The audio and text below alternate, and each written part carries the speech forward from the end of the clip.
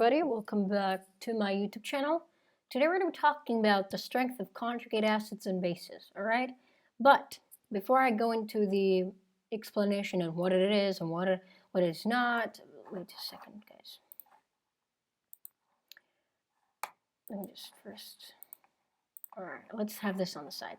Anyhow, before I actually go into explain what happened. Okay, okay, you can zoom in. Alright. Before I actually go into explaining some stuff, let's ask, okay, let me see. All right, got it. That would be on the side if I need it. Okay, before I actually ask about and explain conjugate acids and bases, we have to first explain stuff. We talked about, if you have followed the book and you're going by the book, so far we've mentioned 3 acid and base theories. We have mentioned Arrhenius, Bronsted-Lowry, and Lewis. All right. Now we're going to talk about Bronsted-Lowry theory. And the reason we do that is because it is especially useful for discussing and describing acid-base reactions that take place in an aqueous solution. Now, there's something you have to know. Yes, Arrhenius does in fact need a proton. Needs water as well. But we don't really discuss. The thing is that we no longer need Arrhenius. The reason was just that Arrhenius was mentioned there just to tell you, oh, who first did it, where did he get the idea from, where was the first plan. So we don't actually, like Bronsted-Lowry theory, it's like a very advanced form of Arrhenius, and then there comes Lewis, which is way more advanced and comprehensive than all 3 of them, among the 3 of them. But let's just get into the video. Conjugate acid. Now, what's a conjugate acid, or what's a conjugate base? We talked about it. We said that Bronsted-Lowry acids were the ones that gave up a proton. Okay, they gave a proton, they donated a proton, you could say, to the base. All right, to the base. And a Bronsted-Lowry acid base was one that accepted a proton from the acid. All right, that's a very clear understanding. The conjugate base, if an acid, a Bronsted-Lowry acid, when it gives up a proton, an ion is left, all right? Or a molecule is left. That remaining species is not what we call a conjugate base. That's right, a conjugate base. So the species that remains, the remaining ion or molecule that remains after a Bronsted-Lowry acid has given up a proton is what we call the conjugate base. Let me just give you an example of a conjugate base. Okay. Conjugate base. Let me see.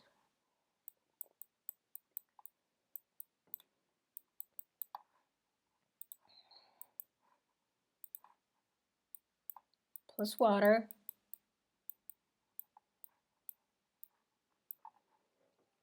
We have Cl minus plus hydronium.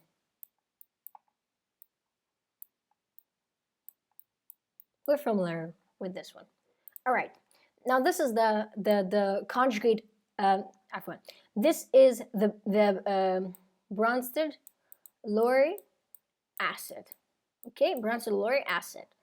This Bronsted-Lowry acid has a hydrogen, a proton. Okay, it wants to donate this proton. It has this tendency to donate this proton. Donate it to who? Obviously to water. Because according to Arrhenius, water can act as a base or an acid, but nope, that's not the case with Lewis or Bronsted-Lowry theory, is that they were like, yeah, water can actually act as a base or acid respectively. We're not going to talk about it. When does it act as a base? When does it act as an acid? All right, here it acts as an acid, a base. All right, this is a BLB. bronzylurate base. Okay, and now we have Cl minus left. Okay, Cl minus, when HCl donates a proton, we have Cl minus left. The proton is gone to hydronium. There goes 3 hydrogen over there. This remaining species, this remaining ion or molecule that remains after a bronzylurate acid has given a proton is called conjugate base, Cb, conjugate base. And when water accepts a proton, it acts as a base. It accepts a proton, it becomes hydronium, right? In this particular case, hydronium becomes Ca. So the species or ion that remains after, not remains, that is sort of produced after, see, that's the thing. When you're talking about conjugate base, you're saying the species that remains after a bronzylurate acid has given a proton. But in the book, when you say when you talk about conjugate acid, it says the species that is formed, because this is formed. Okay, this is formed. This already was there. Okay, it just lost something and then became this. But no, this got formed when it received hydrogen. So the species that is formed when a bronzylurate base accepts a proton is what we call the conjugate acid. It says that the bronzylurate base reactions are equilibrium systems. Meaning that the both forward, this is forward, and backward reactions, they occur. Okay, they occur. They evolve to acid-base reactions, and this is known as conjugate acid-base pairs. So in every bronzylurate base, there's 2 acid-base reactions. There's one forward and there's one backward. Okay, there's one forward and there's one backward. Okay, now we're going to talk about what I was supposed to talk about, which is their strength. Okay. It says the strength of the extent of a reaction between a bronzylurate acid and base depends on the relative strength of the acid and bases involved. Now this I want you to highlight. What does it mean? What does this mean? Now this tells us that, I'll highlight it on my side as well, actually, because that is important, ladies and gents. Let me just highlight it for myself as well. Actually, I have highlighted it, but it's just it's a pink highlight. Okay, highlight it for yourself. I have highlighted that. That's obviously strength, important. So it says the rate, okay, the extent, okay, the extent of reaction between a bronzylurate acid and base depends on the relative strength of the acids and bases involved. If you have strong acids and strong bases in the reaction, obviously this reaction is going to rapidly happen. Compared to a weak one, it's barely even going to happen. So it depends on the relative strength of the acids and bases that are involved for the extent of the reaction, for us to see whether it happens quickly or not quickly. I wouldn't say quickly. Whether it happens to a high extent or a low extent, it all depends on the relative strength of the acids and bases involved. I wish I could highlight this. I don't think I can highlight that. I don't think I can highlight that. Can I highlight that? For you all to... I have no clue how this works. Anyhow, leave it, guys. Leave it, guys. I'll leave it. Okay. So, yeah. Okay. It says consider the following example. Hydrochloric acid is a strong acid. That's right. It gives a proton readily, in fact. Therefore, the Cl minus has little tendency to attract and retain a proton. Now, here's the thing. I wouldn't want to go all about explaining this thing. Okay, it actually does here. Okay. This observation leads us to say, okay, I will explain this and then we'll go on here. Okay. By the way, guys, you have to know the strength of your acids and bases like your own name. If you don't know them, like, don't expect your teacher to teach you anything. Don't expect me to teach you anything. Don't expect yourself to understand, because you will not. You have to know you have to memorize them, okay? Anyways, it says, this observation leads to an important conclusion. The stronger an acid is, the weaker its conjugate base. The stronger a base is, the weaker its conjugate acid is. Now, this is some wise word. This is so beautiful, I want to cry. It was so beautiful. Honestly, it was so beautiful. Anyhow, HCl is a strong acid, all right? It's a strong acid. Actually, That's wrong. I wouldn't say it's a strong acid. I would say it's a stronger acid. This will have you be less confused. Why am I saying ER, making it comparative rather than remain with the simple form? I won't tell you that HCl is a strong acid because we already know that. That's some kindergarten knowledge, all right? I will tell you it's a stronger acid because one time it came back in the national exams and students were confused, and I do not blame them because me, myself, I was confused over that question. What happened was it says stronger. That tells us that the book, whoever wrote the book, chemist, they go and compare. They go and compare between the acids on both sides. So the acid over here and the conjugate acid on the other side. All right, we have hydronium. Now hydronium, if you look at the table on page 51, which is the page right after this page in your book, you would see that hydronium, let me see on the table, where is hydronium? Hydronium is up there. All right, it's up there. It's a strong acid.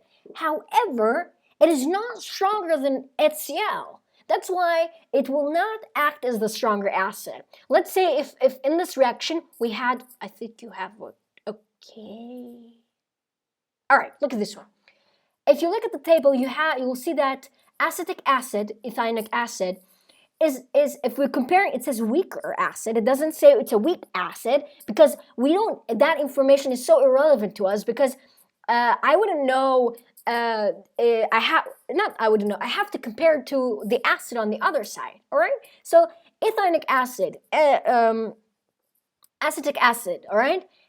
It is a weaker acid than hydronium. If you check the table, you'll see that hydronium is a stronger acid than that. All right, that's why, look at here, the direction is shifted towards the weaker side, which is towards the side with acetic acid and water. Same side, same topic over here. We're comparing HCl with hydronium, and we see that, well, HCl is a stronger acid, all right? Now that it's a stronger acid, it has a higher tendency than hydronium to actually donate proton, to give up a proton, all right? And then we compare water with Cl minus. Now, if you go and look at the table, you'll see that Cl minus is top 4 in the, it's top 4 in the top, but we know that base increases downward. So that tells us that water is stronger. It's a stronger base than Cl. Hence, it has the ability to accept a proton. What is that? A proton more readily than Cl minus. So to be honest, it's a little confusing in the book. I wish they had done a better. Usually the book is really great with explanation. I'm really in love with this book. I love it, but I wish they had compared in text, compared water, the strength of water with Cl minus and HCl with hydrogen. But don't worry, I'm here to do that for you. It says that this observation leads us to include that the stronger the acid is, the weaker its conjugate base. The stronger a base is, the weaker its conjugate acid is. Now I want you, just like how I highlighted it, I want you to highlight it as well as memorize it because that is very important. It says this concept allows strength of acids and different strengths of different acids and bases to be compared. Okay, no, actually they did. I just wasn't so good at reading it. Compare, exactly, affetting, exactly, well done. As an example, consider the reaction of perchloric acid, HCl4, and water.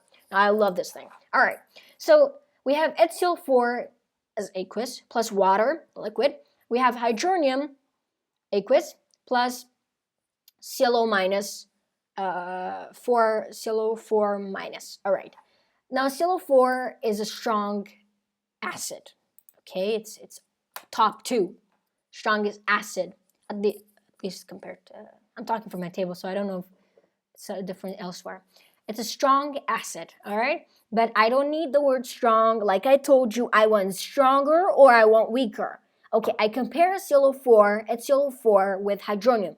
Obviously, I told you this thing is top 2, hence it is obviously stronger than hydronium. But I have to check one thing else. I have to check that I have to compare water with ClO4 minus. Now, if you check the table, you actually would figure out that water is a stronger base than ClO4 minus, meaning it has a stronger tendency to accept a proton than ClO4 minus. Because if it was vice versa, all right, if let's say, actually, I'll leave that for down because it's mentioned. Okay, the hydronium ion is too weak. Actually, my bad. It has actually mentioned so well. I just now remembered. Look, let's read this paragraph. It says the hydronium ion is too weak of an acid. They forgot the of an acid to compete successfully with perchloric acid in donating a proton. Wow, this is some gem right over here, guys. I want you to just have literally on this page. I have 2 sticky notes telling me how important this page is because it is mega important. It's I don't know, beyond the word important. The word important couldn't do justice to this page, so I have to say probably vital. That vital, it's so vital. All right, FCO4 is the stronger acid. Well done. In this reaction, the perchloric ion, perchlorate ion, ClO4 minus, and water are both bases. Because HClO4 is a strong acid, guys, the thing is that it will tell you that, oh, well, guys, let me tell you something. Just because HClO4 is a strong acid, ClO4 minus is an extremely weak acid. Now, the thing is that this is fine, but sometimes when you're dealing with, let's say, the steps of ionization for phosphoric acid or for sulfuric acid, I know they have steps of ionization because they're diprotic and triprotic respectively. So that's why it gets confusing. Here, it's fine. You can answer this way. Be like, well, HCl4 is a stronger acid, or it's a strong acid, hence I will confirm that its conjugate base is a weak one. But when you do it there, it's kind of confusing because you don't know the strength of the acids and you would need the table for it. So yes, this is easy because they don't talk about the steps of ionization, all right? But I think in the national exams, the question was the steps, it was one of the steps of the ionizations for either phosphoric acid or sulfuric acid, I'm not sure, but that's why students were so confused because they didn't know the strength of the respective ions, all right? But here it is, easy, you can say that because it's a very strong acid, hence its ClO4 is an extremely weak acid, and the same thing for water. And it says, therefore, water competes with more strongly than ClO4 minus to acquire proton. That's true. The reaction proceeds that a stronger acid reacts with a stronger base to produce weaker acids and bases. Okay, now let's do this one. I already explained a bit, but yeah. We go and compare ethanic acid or phosphoric acid with hydronium. We compare their strength. You look at the table, you figure out, well, hydronium is a stronger acid than CH3COOH is, all right? And you realize, and you're going to be like, well, no, guys, this is not going to happen this direction. You're going to think to yourself and be like, no, the backward reaction is actually going to be more favored. And you're going to be like thinking to yourself, why would you think that's more favored? Well, we've previously studied somewhere, I think it was in the steps of ionization, it says that, let me see if I can find it, one sec, guys.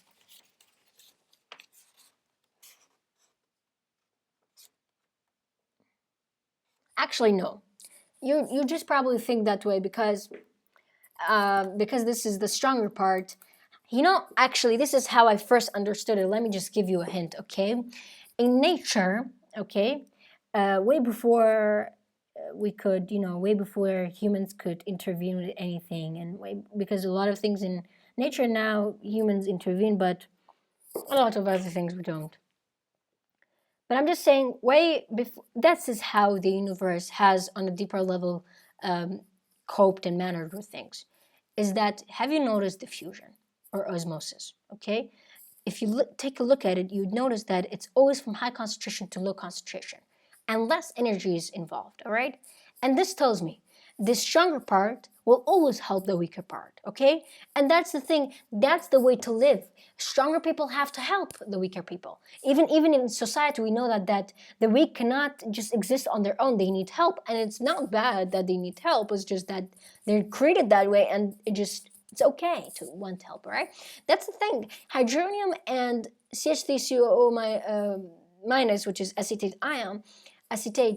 is that they're stronger. Okay, they have, for example, this has the higher tendency to donate a proton because it's a stronger base than ethanic acid is. And this ion right over here, it has a higher tendency than water to accept a proton. No problem over there. So usually, just like how things go in society and mostly nature, is that the stronger ones help the weaker ones. Hence, when I thought immediately, I had no reason to think that way because I wasn't a chemist, it was the first thing that popped in my head. I was like, all right, the stronger things that always shift towards the weaker ones, and that's okay, all right?